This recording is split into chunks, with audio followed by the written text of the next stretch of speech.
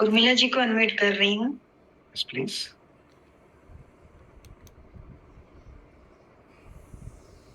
Thank you Nalini ji, thank you भाइन sir. मैं पिछले 31 महीने से CFL कर रही हूँ और जब जब मेरी परिस्थिति चेंज नहीं हुई तब तब मेरी मनस्थिति चेंज हुई है। मैं पहले बहुत चिंतालु स्वभाव की थी, छोटी छोटी बातों पे मुझे बुरा लग जाता था। मैं भले ही रिएक्ट नहीं करती थी मगर मेरे अंदर युद्ध चलता रहता था और मुझे ऐसा लगता था कि भाई मैं अपने आप को बहुत कोसती रहती थी। मगर CFL में आने के बाद मेरी परिस्थिति जहां नहीं बदली वहां मनस्थिति तो चेंज हुई। अभी तो मेरे साथ मेरी परिस्थिति भी चेंज हुई है। जैसे मैं पिछले काफी महीनों से मेरे पैर में मुझसे लाड कर रहे थे, वो मुझे चलने नहीं देते थे। पहले मैं व्हीलचेयर में थी, उसमें से मैं वॉकर में आई, वॉकर से मैं स्टिक लेके चल रही थी। पिछली बार जब आपने जादुई कदम की एक्सरसाइज करवाई थी तब मैंने घर में ही ये एक्सरसाइज बिना छड़ी के चल के एक एक्सरसाइज की थी। पिछले 4-5 दिन से मैं बिल्कुल स्टिक के बिना चल रही हूँ और मैं बाहर गांव गई थी, वहां भी मैं बिना स्टिक के गई।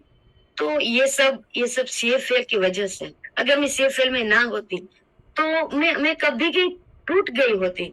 मगर CFL ने मुझे सहारा दिया है और पिछले 5 दिन से 10 दिन से मुझे बहुत अनइजीनेस लग रहा था।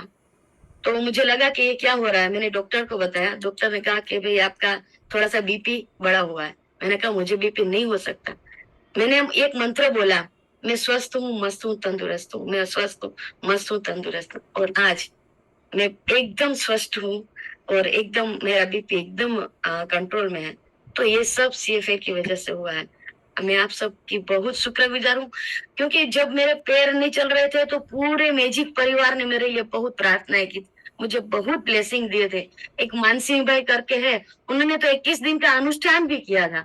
तो ये सबकी मैं बहुत आभारी हूँ। व्हाट्सएप ग्रुप में शाह फैमिली ने, पूरे मैजिक परिवार ने मेरे लिए बहुत ब्लेसिंग की थी, बहुत ब्लेसिंग की थी।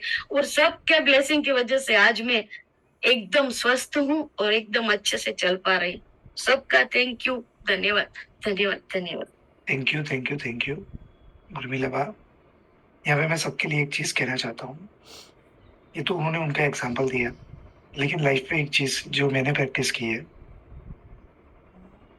जब भी मेरी तबीयत में कुछ बहुत बड़े बदलाव आए हो, यानी कि कोई तकलीफ हुई हो, मैंने अनईजीनेस फील की हो, या कहीं ना कहीं एक समय में मुझे बैक पेन रहता था, ये प्रैक्टिस सबको करने जैसी है।